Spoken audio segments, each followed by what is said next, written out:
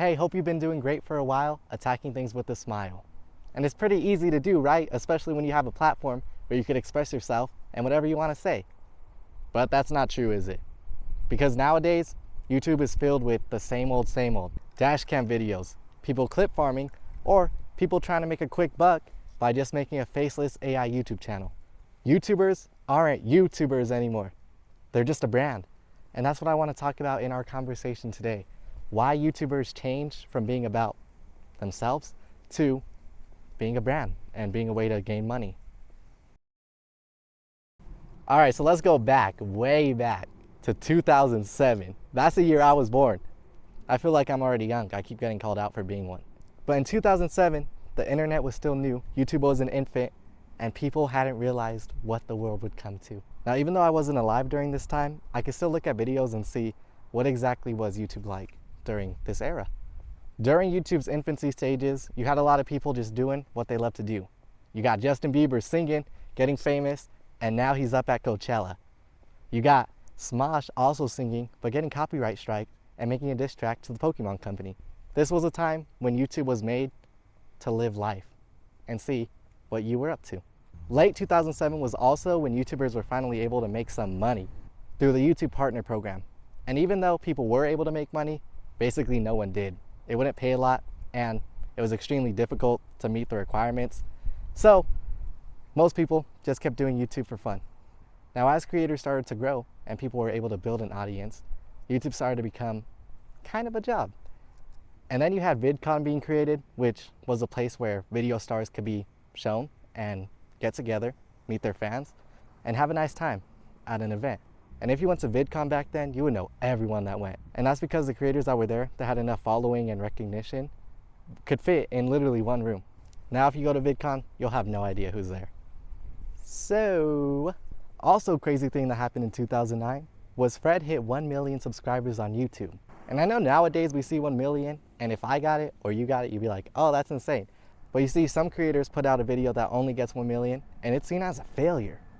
But Fred hitting this big milestone was a big turning point in people realizing, dang, you could actually build a huge audience on YouTube. And as YouTube and the internet's popularity grew, more people than ever would be allowed to have their own platform. And this would continue and thrive for the end of time. No, it wouldn't. We know that's not true. But it would keep going for a long time until like 2015. That's when the adpocalypse hit YouTube.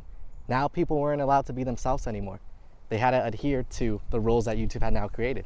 It's getting very windy. So censorship on YouTube grew and people weren't allowed to be themselves. And that's when a lot of things started feeling more corporate. It started feeling like you have to create this brand, this image, this identity that you always conceal to.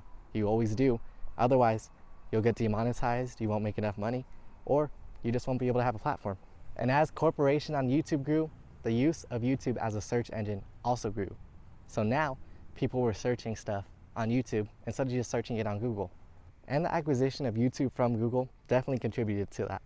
And then you had YouTubers selling their brand, creating YouTube originals, which a lot of them are great. A lot of them were very well produced, and I even watched a lot growing up. But it's definitely when you started to lose that YouTuber aspect and started to see a lot of that studio aspect. And then you had channels sell themselves.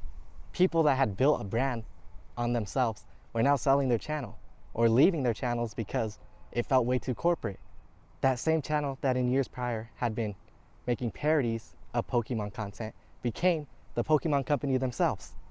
So now the platform was filled with corporate YouTubers, but the line between a corporate YouTuber and just a YouTuber was still pretty well known. But all that changed when the algorithm reached a whole new level. Now, before this algorithm switch, short form content had always been there. You had Vine back in the day, which a lot of YouTubers had grown from. So short form content had been around for a long time. But the thing that changed the most was that now short form content knew exactly what you were searching for. It mimicked the casino and gambling on a machine, hoping to hit the next big win. It did the same thing with scrolling, hoping for the next good scroll. And with the perfection of TikTok short form algorithms, now every other platform had to follow suit. And then COVID and everyone staying home exemplified that. Now people were consuming content on YouTube, on TikTok, on Instagram more than ever. And YouTube wants some of that money, so they're looking, what can we do to keep people on our platform? Not move to TikTok, not move to Instagram or anything else. Post once a day, you have more videos to put out, you're more likely to have something reach an audience. And who could post every day? Corporations.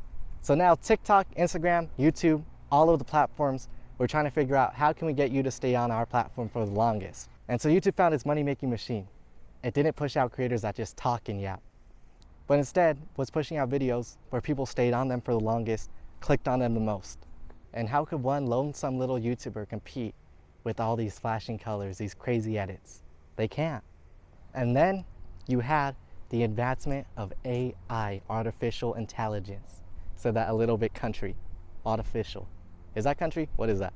So now, people who don't even like talking to a camera can put themselves up online and post it immediately. And a human cannot be an algorithm. Humans don't have as much time as an algorithm.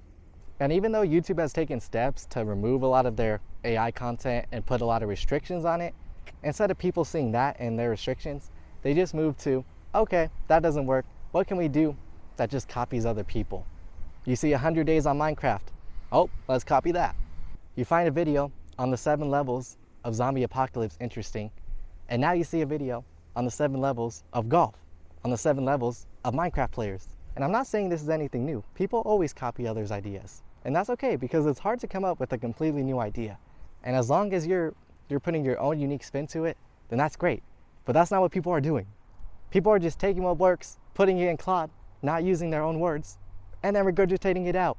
I've seen like 30 videos on how to be a YouTuber, and every single one has been do AI or be faceless, follow the algorithm.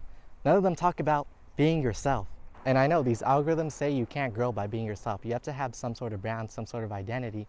But YouTube was built on being yourself. It's in the name, YouTube. So YouTubers aren't YouTubers anymore. And I'm tired of it. I'm tired of the same old slop being given to me over and over again. I don't want to be spoon-fed like a baby. If you think you're not being affected by corporate YouTubers, I challenge you to actually actively think about what you're watching. Realize, okay, is it giving me valuable information, or is it just made to keep me watching? And then I challenge you to watch Bob Ross or Mr. Rogers' Neighborhood, because those will fix your attention span brain. So that's it for our conversation.